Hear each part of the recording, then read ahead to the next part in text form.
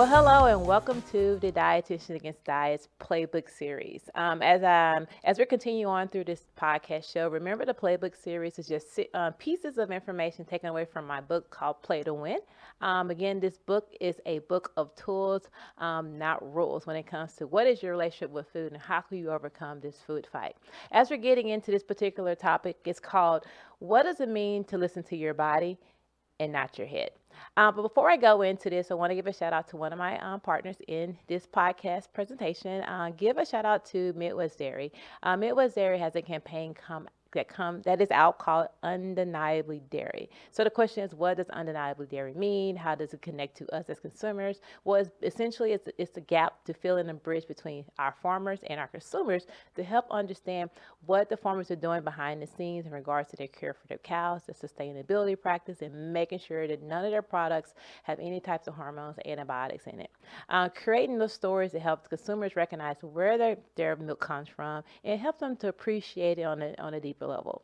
As a dietitian, I definitely understand the health benefits of it, but what's more important is when you can appreciate what you're drinking, when you know where it's coming from. So to learn more about their efforts and the things that they have been doing over the last 5 to 6 years regarding the sustainability practices, go to dairygood.com and you will get all the stories that you are probably inquiring about. And they want to make sure that everything is transparent. So check them out at dairygood.com or follow them on Undeniably Dairy Good and as well as Midwest Dairy.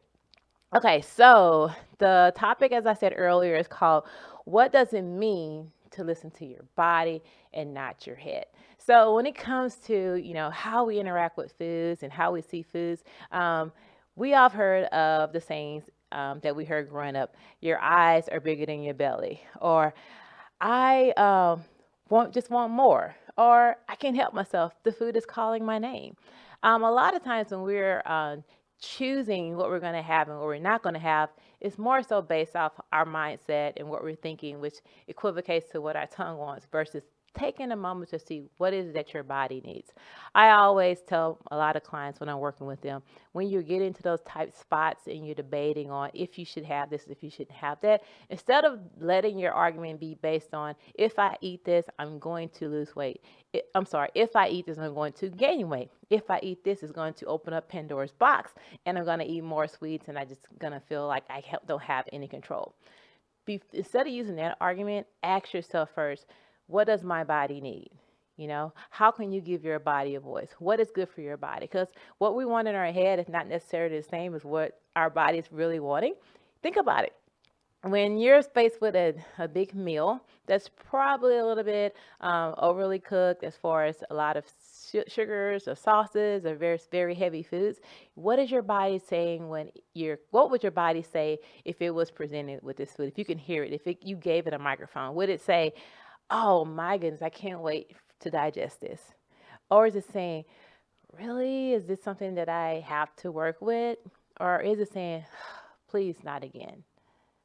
A lot of times our body, it has no voice. So it will only bring in what you give it. So when you're thinking about choosing your foods, think about how is your body going to respond to it? Is it something that your body actually needs? What kind of work are you putting onto your body? To kind of just clarify things, understand that it's really all mental. We have heard of it. Mental is key, but when it comes to making these decisions, it's the thought process of how are you going to separate, what our head wants and what our tongue wants versus what our body is saying to us. Our head doesn't give us those signals. We're taught just follow a certain pathway, regardless of, how do you feel about it? Just follow a pathway, whether it's just eat this many calories, have this many macronutrients, eat only these food groups, and we're totally not connecting to what our body's telling us what we need. When you start actually connecting to your body, you start listening to your body, it will clearly tell you, if it's had enough or if this agrees with its stomach or is this good for its digestion. Our mind, which is typically what makes the decisions when it comes to our food, it doesn't feel full. Our mind doesn't feel bloated, doesn't feel stretched out. Our body does. So instead of just listening, just using just the mental compartment of, I'm just going to eat this because I want it, Start asking yourself, separate yourself from self and say, what does my body needs? And when you start to separate yourself from that, you start to recognize, your body may not need some of those foods. It may not need all of that. So not only can you listen to it, how can you give it its voice and start using that as your reason as to why you're choosing or not choosing certain foods? Your body, again, doesn't have a voice. So it takes the brunt of any decision that you make.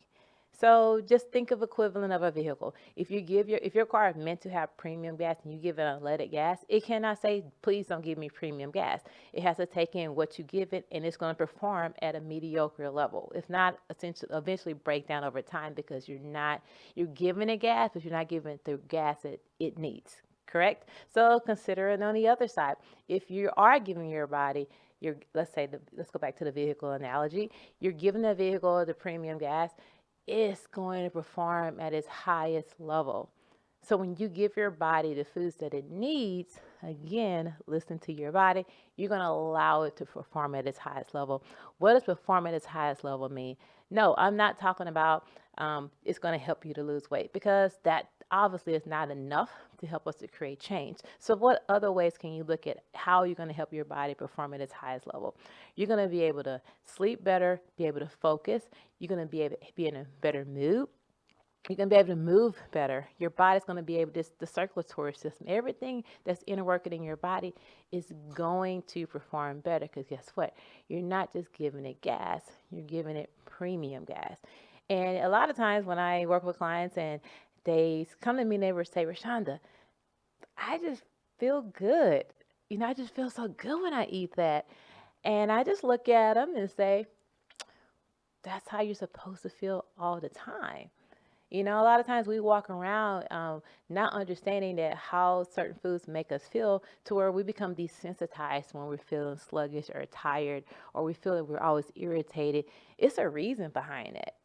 It's a reason as to what we feel in our body with. If we're not giving our body what it needs to perform, it is not going to perform at our best.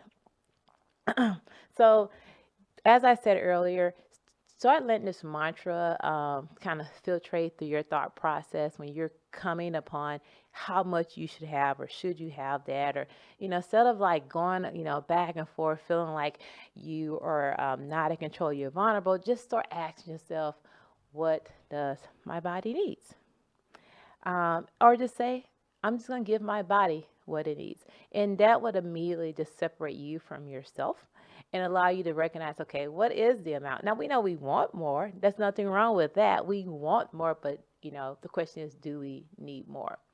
So start using that as your way to kind of interpreting what choices you should make in those given situations. Again, when we start thinking this way, this is going to allow us to change our thought process, which is the mental component, but then it continues to change our actions. So listen to your body first, and let your body tell you what you should do, and then you execute versus the other way around. So as we're getting close to the end of this particular topic, I'm always going to leave you with play to win moments. And how can you, if, like I said in my book, we're going not just to play, we're going to play to win. So pulling some of this information from my book, what are some play to win tips I can leave you guys with on this particular topic? In order for you to listen to your body, you have to pause and you have to recognize what your body's saying. And recognize when your body's saying, I'm good, I'm full, or I'm satisfied, I'm not really hungry. If your body's not hungry, how can you allow that to be the resonating sound that you use and take into consideration when you're choosing your foods? And then obviously we heard of the term mindless eating or emotional eating. Think about it. Mindless eating and emotional eating comes from the mental compartment of it, right? We're eating because we're agitated. We're eating because we're anxious, because we're nervous, because we're upset. It's all emotionally connected, which we know. But we're not taking a moment to separate that and pause and just ask our body, what is it saying, And then, understand, like I said earlier about the gas analogy, is that understand what you eat and what you put in your body is meant to enhance your body, not deteriorate your body. So again, going back to that first question, what does my body need? Is this something that's going to enhance my body, allow it to perform at its highest level, allow my body to be better, not just for now, but 5 years down the road, 10 years down the road, 20 years down the road? Decide what foods are going to bring in those type of components going to allow you to live at your best. Not always something that's going to do the opposite, which is deteriorate. And then the last play to win tip is that you're only pleasing the mind temporarily. It's a short-lived situation because you may be upset today and not be upset tomorrow. But guess what? You've already done the damage as far as bringing in some of those unhealthy foods. And I think it creates that underlying feeling of defeat, failure, lack of ability to just do better. Just know that you're only pleasing the mind and you're doing it in a temporary way. And you're also only pleasing the body minimally. So you're only pleasing the mind temporarily and only pleasing the body minimally. You're giving it just enough to kind of keep going, but you're not giving it its best to go further and to be better. So as I'm closing up this particular segment, remember, what does it mean to listen to your body and not your mind? It's a struggle. It doesn't happen overnight. But even just thinking about that thought process will just give you another way of looking at how you approach your nutrition and how you don't have to feel like you're defeated every time you start. A lot of times we do things because we're told to do it, not because we just have taken a moment to recognize how do we feel about it? How can we analyze our thoughts? Now start analyzing what is your body saying to you. Give your body a voice, and I guarantee you that will take you and your body in the direction that you want. So I hope that was something that you guys can take with you. Share it with someone else if you felt that this resonated to you. I'm sure you know there are so many people out there that really just follow their mind and their emotions and not their body. And this is just a different way to look at it. Consider looking at it this way and see how that allows you to make the change that you know it fits for you. As in closing this particular topic, I want to acknowledge one of my newer partners just came on board. My partner is called Precision Massage. They're a massage company here in St. Louis. The owner, Beth Maddox, she is great. She is a physical therapist. She is a licensed massage therapist that actually does what they call neuromuscular therapy. So what is this targeted way in which they address what's causing the cramps, what's causing the strains or the stress and the pulls, and be able to go straight to the source and be able to release the pain. So it's called precision massage for a reason. One of their motto is, when massage is a necessity and not a luxury. So we know there have been times where our back has been pulled or we have stress in our lower backs, and we may want to massage those areas, but sometimes it's not actually in those spaces. They have the ability to, through assessments and just through experience, to find the other area in your body that's actually causing the pain, and it may not even be in those particular areas. So if you guys are looking for someone that has had years of experience, has taken a deeper dive into the world of massage therapy, look up Precision Massage here in St. Louis. If you go to their website is called precisionmassagestl.com, and reach out to the owner, reach out to some of the therapists there, and I guarantee you will come out of that facility feeling a lot better than what you were going in. Again, as I am closing out, this is Rashonda Thornton, a dietitian against diets. Thank you guys for listening. Be well, love yourself, and let your food be a reflection of how you want to see yourself. See you guys soon.